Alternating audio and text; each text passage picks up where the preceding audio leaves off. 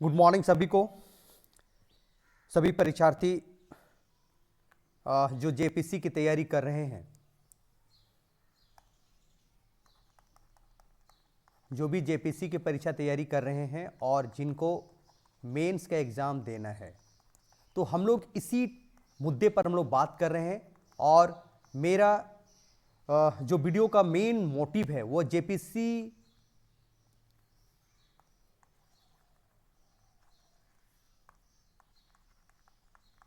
Mission JPSC mains 2024। थोड़ा सा यहां मैं बैकग्राउंड में जाना चाहूंगा कि मैंने अभी तक पेपर 1, 2, 3, 4, 5 यहां तक के बारे में मैं आप लोग को बता चुका हूं कि कैसे पढ़ना है, how to get good scores in your examinations. उसके बाद हम सिलेबस के बारे में भी थोड़ी बहुत चर्चा किए हैं, क्या क्या पढ़ाई करनी है, किन किन पुस्तकों के सहारा लेनी है। इसके बाद आज हम लोग पहुंचे हैं इसी पड़ाव पर, आज हम लोग पहुंचे हैं पेपर 6 पर हम लोग पहुंचे हैं। थोड़ा सा मैं यहां सुधार करना चाहूंगा, थोड़ा सा इन प्रीवियस बातों पर जो मैंने बातें की है उन पर मैं सुधार करना चाहूंगा। आप लोगों का मैं कमेंट देख रहा था, देखिए एकदम क्लियर कट मैं आपको बता दे रहा हूं, एकदम इसमें आपको कोई शंका या कोई डाउट नहीं होनी चाहिए। मित्रों, ये पूरी तरह से जो मैं आपको जानकारी दे रहा हूं, ये आपको सिर्फ अपने अनुभव, आप में और मेरे में सिर्फ अंतर यही है कि आपसे मुझे थोड़ी अधिक अनुभव है। ये आप नहीं समझिएगा कि मैं बहुत ही बड़ा एक्सपर्ट हूं, जेपीसी का बहुत बड़ा एक्सपर्ट हूं, मैं ये नहीं मानता हूं। सिर्फ आपसे मुझे अधिक अनुभव है, मुझे तजुर्बा है, उस तजुर्बा के तहत मैं आपको जानकारी प्रस्तुत कर रहा हूं। दूसरी बात, ये मैं आप लोगों को कहता हूं कि मैं आई एम द बेस्ट, ये भी नहीं है। इसीलिए आपको जहां अच्छा मिलता है, जहां आपको अच्छी जानकारी मिलती है, आप तुरंत स्किप कर जाइए। मेरे वीडियो को देखकर आप अपना कीमती समय बर्बाद ना करें। क्लियर कट मैं बता दे रहा हूं, मैं जो भी चीजें आपको बताऊंगा वो मैं ये समझता हूं कि मैं एज ए कैंडिडेट हूं, मैं एग्जामिनेशंस का एक कैंडिडेट हूं और मुझे 6 पेपर की मेंस की पेपर देनी है और मुझे इन 6 पेपर की तैयारी कैसे कर रहा हूं, कैसे करूंगा और कैसे एग्जाम सेंटर में जा करके मैं परीक्षा लिखूंगा, उसी तहत मैं आपको जानकारी प्रस्तुत करता हूं। ये ऐसा नहीं समझना है कि मैं जो बता रहा हूं वो आपको सबसे बेस्ट है, ये कभी नहीं समझना है। आप आराम से स्किप करके दूसरे वीडियो में चले जाइए, आप अपना कीमती समय बर्बाद कभी मत कीजिएगा। दूसरी बात है, मैं बहुत स्लो चलता हूं, बहुत स्लो, यानी आप समझिए कि ये पैसेंजर ट्रेन है, पैसेंजर ट्रेन है। और आपको अगर फास्ट जाना है तो आप अभी वंदे मातरम भी आ चुकी है, तो आप खुद समझ रहे हैं आपको वंदे मातरम ट्रेन पे सवार करनी चाहिए, ना कि पैसेंजर ट्रेन पे सवार करनी चाहिए। ये स्लो चलेगी, लेकिन स्लो चलेगी, लेकिन आप समझ रहे हैं कि इसमें किस तरह के बातें होंगी। एक दो मैं कमेंट देख रहा था कि आप सीधे टॉपिक पर आइए, मैं आऊंगा टॉपिक पर। अभी जैसे ही मेरा सिलेबस बेस्ड बातें खत्म हो जा रही है, इसके बाद मैं सीधा आपको टॉपिक पर ही आऊंगा।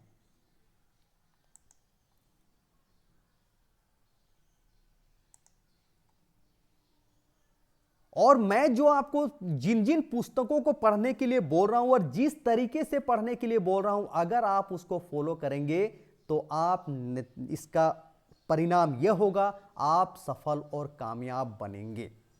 ओके, एक चीज और कमेंट में आ रहा था कि कुछ कुछ चीजें जो पेपर 5 के बारे, हाँ पेपर 5 के बारे में, पेपर 5 जो कि है ये थोड़ी सी डिफिकल्ट पेपर है, लेकिन मुझे नहीं लगता है डिफिकल्ट पेपर है। आप मेरे साथ जुड़े रहेंगे तो ये डिफिकल्ट नहीं महसूस होगा आपको, बहुत ही इजी तरीके से मैं आपको बताऊंगा। और एक चीज ध्यान दीजिए, इसके अलावे भी मैं आप लोगों को इस वीडियो को देखने के पश्चात मैं आपको बताऊंगा कि मैं कब आपसे लाइव मिलूंगा और लाइव मिलकर उस दिन आप मुझे उस वीडियो से संबंधित जो भी शंकाएं रहेगी, जो भी जानकारी अगर आपको नहीं मिल पाई, आप मुझे डायरेक्ट आप बात करेंगे तो मैं उसको उसी समय सॉल्व करूंगा। और मैं कैसे मिलूंगा? मैं व्हाट्सएप ग्रुप का आपको मैं लिंक डाल दूंगा डिस्क्रिप्शन में। उस लिंक में जा करके आप उस व्हाट्सएप ग्रुप में जुड़ जाएंगे। मैं वीक में 1 या 2 दिन आपको ऑनलाइन मिलूंगा, 1.5 से 2-3 घंटा मिलूंगा। चूंकि यूट्यूब में मैं प्रयास कर रहा था कि लाइव आने का प्रयास कर रहा था, लेकिन यूट्यूब में चूंकि मेरी कुछ टेक्निकल प्रॉब्लम है, लाइव नहीं आ पा रहा हूं। पता नहीं, मैं प्रयास कर रहा हूं, चूंकि मैं बहुत ज्यादा डिजिटली मतलब बहुत ज्यादा नॉलेजेबल नहीं हूं, फ्रैंक नहीं हूं, तो इसलिए मैं आपको व्हाट्सएप ग्रुप में लाइव मिलूंगा और उस दिन आप उस वीडियो से संबंधित जो भी जानकारी आपको और चाहिए, मैं उस दिन आपको लाइव दूंगा। टेलीग्राम लिंक मेरे नहीं है। टेलीग्राम लिंक क्या होता है ये मुझे बहुत ज़्यादा जानकारी नहीं। और दूसरी बात मैं बता दूं, मैं ही कंप्यूटर ऑपरेटर हूं, मैं ही ऑपरेट कर रहा हूं, मैं ही टाइप करता हूं, मैं ही कंटेंट क्रिएट करता हूं और सब चीज़ मैं ही देता हूं। मेरा कोई टीम नहीं है और मेरा कोई सपोर्टर नहीं है। इसीलिए आपको पैसेंजर ट्रेन में अगर सवारी करनी है तो आप मुझसे जुड़िए, और अगर नहीं सवारी करनी है तो वंदे मातरम एक्सप्रेस है, शताब्दी एक्सप्रेस है, आप आराम से जा सकते हैं। और मेरा इस वीडियो को देख करके आप अपना कीमती समय बर्बाद ना कीजिए।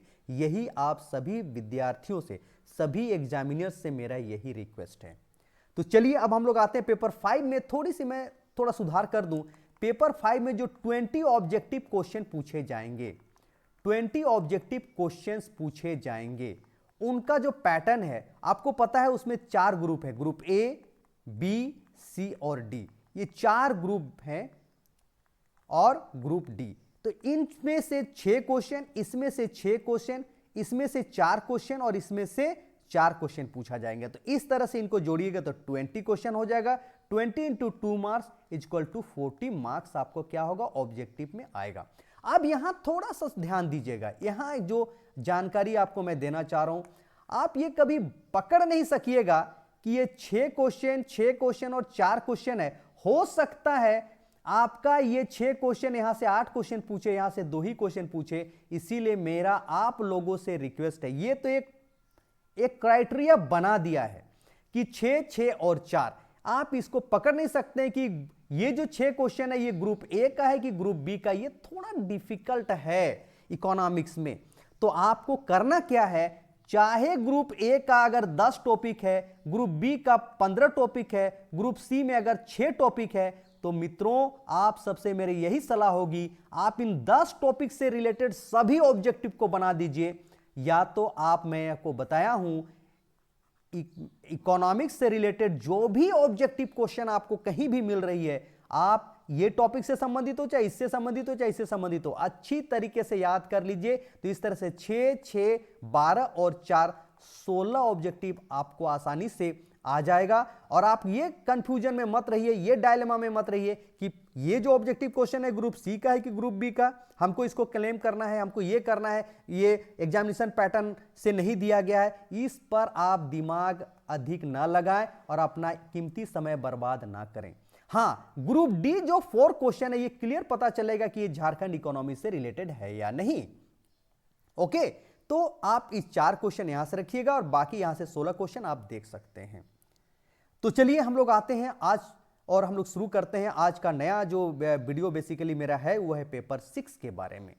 आज हम लोग बात करेंगे जेपीएससी मेंस जो पेपर है वो है पेपर 6 के बारे में मैं आज डिटेल से बात करूंगा। इस पेपर 6 जो आपका पेपर है, उस पेपर 6 का नाम क्या है पहले वो देख लीजिएगा। उसका नाम है जनरल साइंस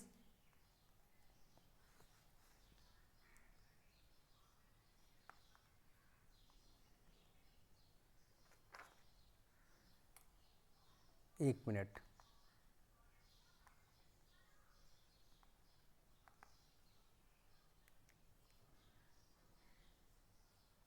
इसको मुझे फिर से ऑफ करके ऑन करना होगा। मैं फिर से करता हूं।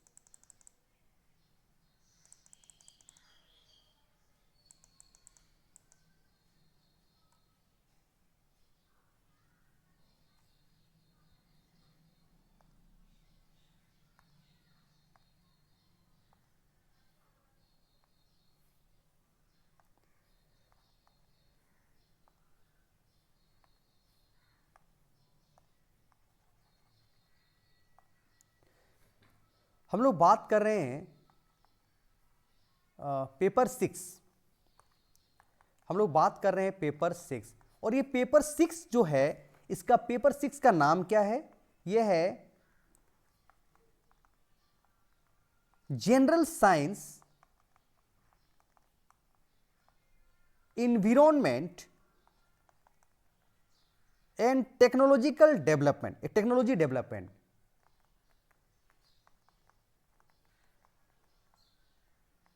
अब देखिए, general science environment and technology development, ये पेपर 6 आपका क्या है? जेपीसी मेंस का ये पेपर 6 है। इस पेपर 6 में भी टोटल मार्क्स जो आपका है वो रखा गया है आपको 200। टोटल मार्क्स कितने हैं? 200। अब देखिए 200 मार्क्स से समय आपको कितना मिलेगा? टाइम पीरियड कितना मिलेगा? 3 आवर्स मिलेगा। 3 आवर्स मिलेगा। और इसमें जो क्वेश्चंस का जो आपको है, क्वेश्चन जो है टोटल 6 सेक्शंस में बटे हुए हैं। टोटल कितने सेक्शन में बटे हुए? 6 सेक्शन में बटे हुए हैं। Section 1, section 1, section 2, section 3, section 4, section 5 और आपका हो गया सेक्शन 6। सेक्शन 1 जो है ये है objective type multiple choice question, carries 40 marks. और ये जो है दीज लेफ्ट जो 5 सेक्शन बचे हुए हैं, सेक्शन 2, 3, 4, 5 एंड 6, ये सभी सब्जेक्टिव क्वेश्चन पूछे जाएंगे और आपको एक ही प्रश्न का उत्तर देना है। सेक्शन 2 से एक प्रश्न, सेक्शन 3 से एक प्रश्न, सेक्शन 4 से एक प्रश्न, सेक्शन 5 से एक प्रश्न, सेक्शन 6 से एक प्रश्न। हालांकि प्रत्येक सेक्शन में आपको 2 क्वेश्चन पूछे जाएंगे, 2 क्वेश्चन दिए हुए रहेंगे, जिसमें से 1 क्वेश्चन को आपको सॉल्व करना है। सभी में सेम चीज रहेगा, सभी सेक्शन में सेम रहेंगे। और आपको कितने क्वेश्चन सॉल्व करना है? एक क्वेश्चन, और एक क्वेश्चन कैरी 32 मार्क्स। ठीक है, तो इस तरह से अगर आप देखेंगे तो 5 question into 32 marks is equal to 160 marks. तो इस तरह से आपका हो गया 40 प्लस 160 इक्वल टू 200 मार्क्स की आपको परीक्षा पूछी जाएगी। अब हम लोग आते हैं इसके सिलेबस पर। तो चलिए सिलेबस देख लेते हैं। देखिए सिलेबस आपके सामने थे। General science environment and technology development paper 6 JPC, total 200 marks, 3 hours. अब यहां जो इंपॉर्टेंट बातें कही गई हैं उसको हम लोग अभी बात करेंगे, लेकिन उससे पहले आपको देखिए टोटल कितने हैं। ग्रुप ए जो है वो उसको कहते हैं फिजिकल साइंस, उसमें से 4 टॉपिक दिए हुए हैं। ग्रुप बी जो है लाइफ साइंस, जिसमें आपको 4 टॉपिक दिए हुए हैं, सॉरी 5 टॉपिक दिए हुए हैं। ग्रुप सी एग्रीकल्चर साइंस, जिसमें आपको देख लीजिए आपको 5 टॉपिक्स दिए हुए हैं।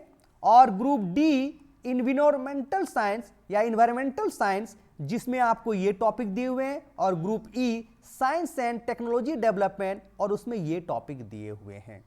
तो आप लोग देख लीजिए टोटल 5 ग्रुप्स में आपको बटा हुआ है। यानी आप कह सकते हैं जो मेरा पेपर 6 है वो कितने सब सेक्शन में बटा हुआ है? 5 सेक्शन में बटा हुआ है।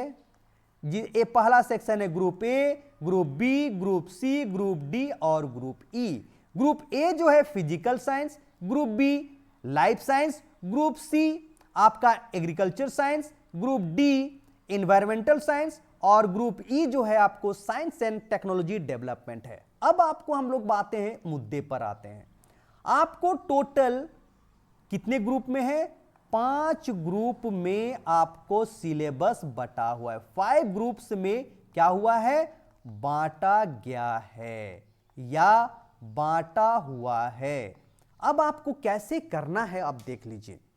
अब देखिए यहां इस चार्ट को आप अच्छी तरह से देखिएगा। ये हो गया group A, group B, group C, group D और ग्रुप ई।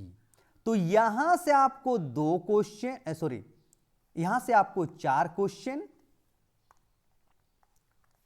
यहां से आपको 4 क्वेश्चन, यहां से आपको 4 क्वेश्चन,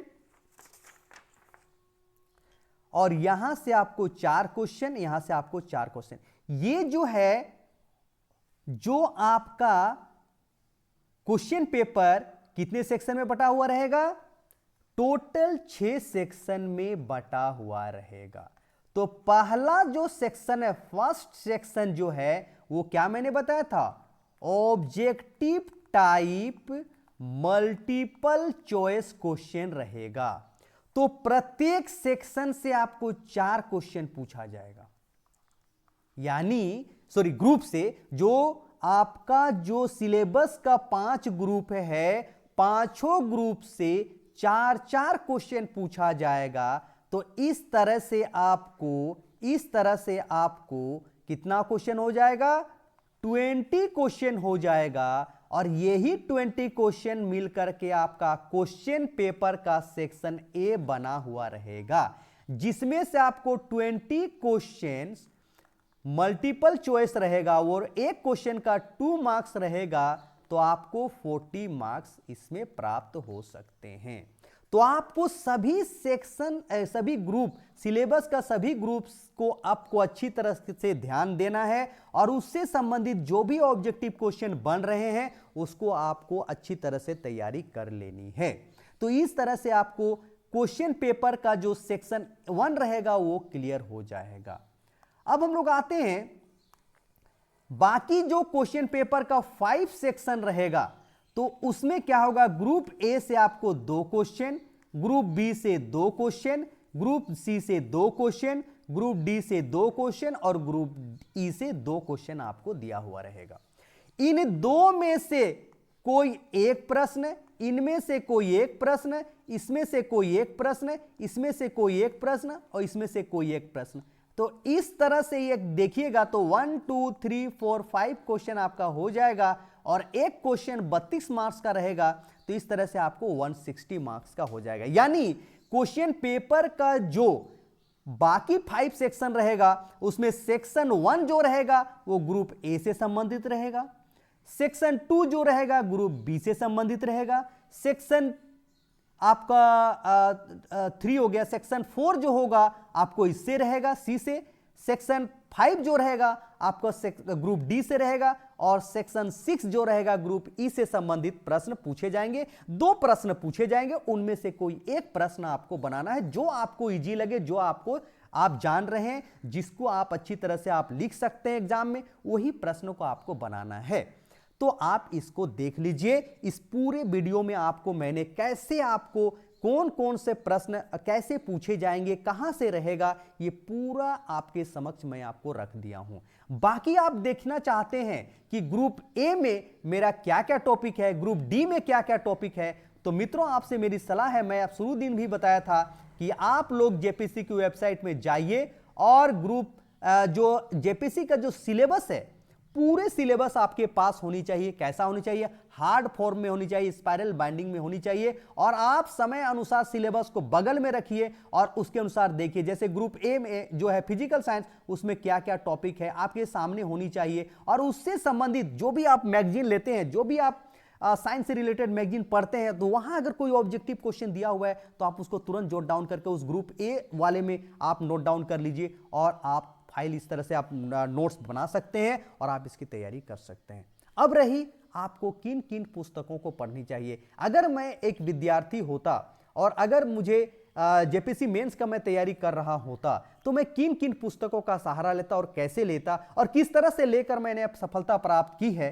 हालांकि मैं आप लोगों को क्या बताऊं, चूंकि आप लोग से ज़्यादा अनुभव यही जानिए, बाकी आप पता कर सकते हैं मेरे बारे में।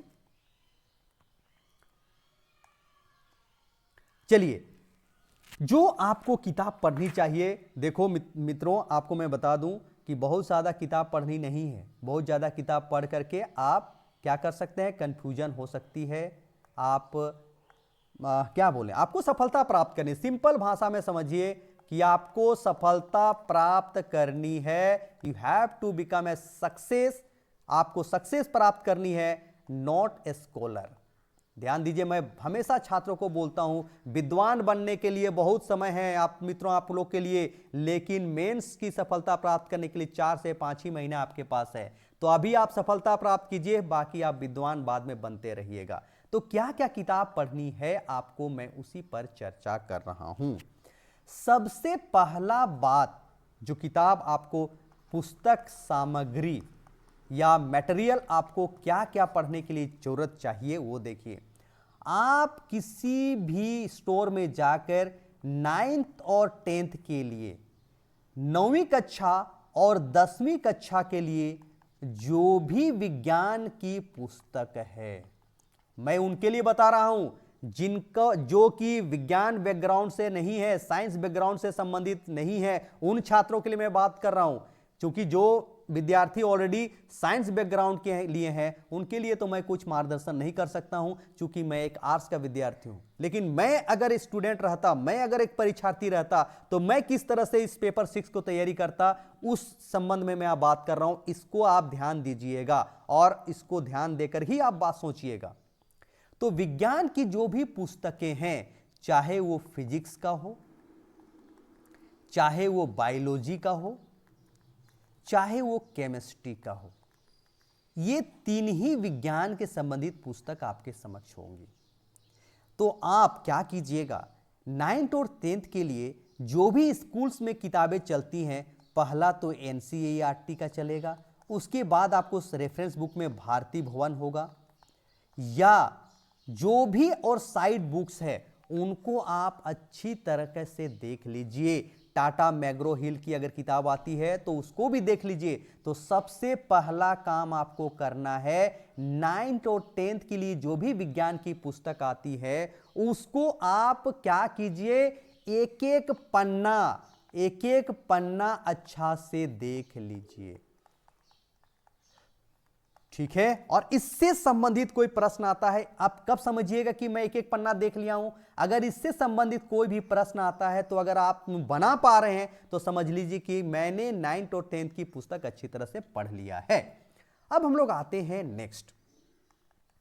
दूसरा जो आपको काम करना है वो है, आप लोग सभी जानते होंगे विज्ञान प्रगति एक पुस्तक आती है जो कि government science and technology department निकालती है। विज्ञान प्रगति हिंदी में आती है विज्ञान प्रगति, और साइंस रिपोर्टर अंग्रेजी इसका मीडियम है। ये दोनों मीडियम में आती है। अगर हिंदी मीडियम लेते हैं तो उसको विज्ञान प्रगति बोलते हैं, और इंग्लिश मीडियम में लेते हैं उसको तो कहते हैं साइंस रिपोर्टर। आई थिंक मैं ये सही हूँगा, जहाँ तक मेरी जानकारी है मैं सही हूँ।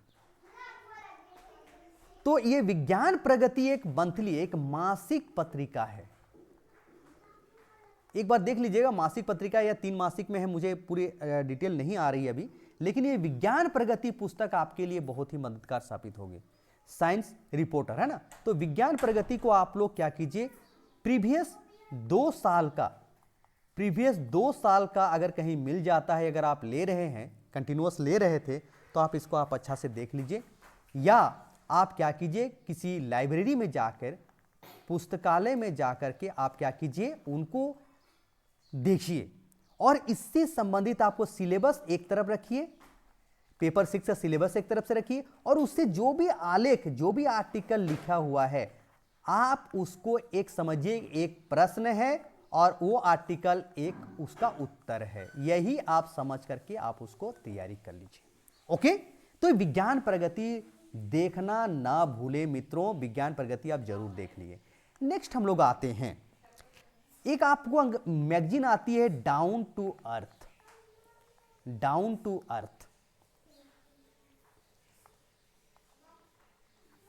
काफी सेंसिटिव होता है ये लिखने के लिए, तो ये डाउन टू अर्थ मैगजीन आता है, ये इंग्लिश मीडियम आती है। इस मैगजीन्स को भी आपको पढ़ना चाहिए। ये इंग्लिश में आती है, लेकिन आप इसको कोशिश कीजिए कि आप इसको पढ़िए, और उसको अगर हिंदी मीडियम है तो आप उसको अपने हिसाब से, अपने अनुसार उसका उत्तर आप बना लीजिए। तो ये डाउन टू अर्थ भी आप पढ़िए। इसके बाद आगे आते हैं हम लोग। आप लोग देखे होंगे एक विज्ञान एवं प्रौद्योगिकी करके आपको किताब आती है स्पेक्ट्रम की। आप इस किताब को भी पढ़िए। ये भी आपको अपने सिलेबस को मजबूती प्रदान करने में, सिलेबस को कवर करने में काफ़ी महत्वपूर्ण साबित होगी। इसके बाद हम लोग आते हैं, एक पुस्तक आती है पर्यावरण एवं पारिस्थितिकी। ये आती है किताब परीक्षा मंथन की, परीक्षा मंथन की। तो ये किताब भी आप देख लीजिए, ये भी आपको सिलेबस को कवर करेगा। इसके बाद जो महत्वपूर्ण जानकारी और आपको चाहिए दे रहा हूं वो है, आप अगर एक मैगजीन लेते हैं प्रतियोगिता दर्पण, ये मासिक पत्रिका प्रत्येक परीक्षार्थी को लेना चाहिए। मैं हमेशा जो भी सिविल सर्विस का तैयारी कर रहे हैं उसको प्रतियोगिता दर्पण या क्रॉनिकल कोई एक लीजिएगा। अगर आप प्रतियोगिता दर्पण लेते हैं तो यहां भी विज्ञान आलेख करके आती है।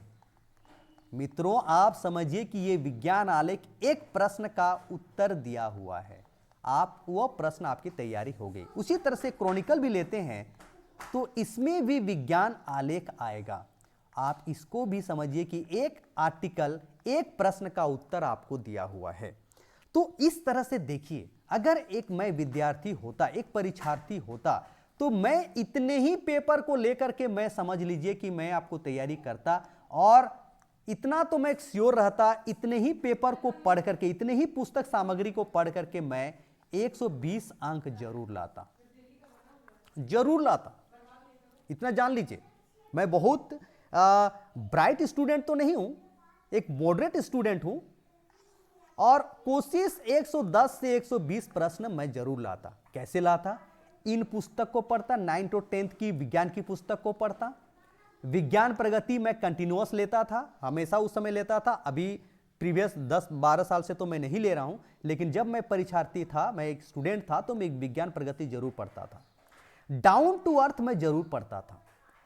विज्ञान और प्रौद्योगिकी स्पेक्ट्रम की जो पुस्तक आती थी वो जरूर पढ़ता था मैं। पर्यावरण और पारिस्थितिकी उस समय परीक्षा मंथन, वह भी मैं पढ़ा था।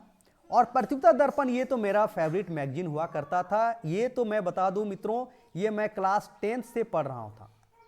प्रतियोगिता दर्पण की जो मैगजीन हुआ करती थी, मासिक जो मंथली मैगजीन आती है, मैं क्लास 10th से पढ़ता था। और आपको मैं बता दूं, उस समय से मैं प्रतियोगिता दर्पण को पढ़ रहा था जब इसकी प्राइस, इसका मूल्य 10 या 12 रुपया हुआ करता था। और क्रॉनिकल भी आप देख सकते हैं, वहां भी विज्ञान आलेख होता था। तो इस तरह से अगर ये इतने सारे चीज आप पढ़ेंगे और इसके बाद पढ़ने के साथ साथ R³ या RRR को अगर आप फॉलो करेंगे तो मित्रों, मैं गारंटी कहता हूं कि आपको 110 से 120 अंक लाने से कोई रोक नहीं सकता है। तो पेपर 6 के बारे में जो भी जानकारी मुझे लगा कि आप सबों से साझा करनी थी, मैंने आप सबों से साझा किया। क्या रणनीति हो सकती है, क्या सिलेबस है, कैसे क्वेश्चंस का पैटर्न होगा, सिलेबस कितने ग्रुप में बटा हुआ है, प्रत्येक ग्रुप से कितने ऑब्जेक्टिव क्वेश्चन आएंगे और कैसा सब्जेक्टिव क्वेश्चन पूछा जाएगा, कितने मार्क्स का सब्जेक्टिव क्वेश्चन रहेगा, ये सब मैं आपको डिटेल से आपको मैं प्रस्तुत कर चुका हूं। अब जो भी मेरा वीडियो आएगा, आप ध्यान दीजिए, मैं सबसे मेरा जो फोकस रहेगा वो पेपर 5, लेकिन इसके अलावे भी मैं प्रत्येक पेपर का कोई भी क्वेश्चन लाऊंगा और उसका उत्तर पूरा लिख करके डिस्कशन करके आपके समक्ष प्रस्तुत करूंगा। लेकिन पेपर 5 मेरा मेन फोकस रहेगा पेपर 5 पर। पेपर 5 तो मैं थोरोली पढ़ाऊंगा, 1 बाय 1 पढ़ाऊंगा। आप इस तरह से अगर आपको जुड़े रहेंगे तो आसानी से आपको ये जानकारी आप तक पहुंच सकेगी। तो चलिए अगले वीडियो में फिर से मिलेंगे, तब तक के लिए जय हिंद, जोहार, धन्यवाद।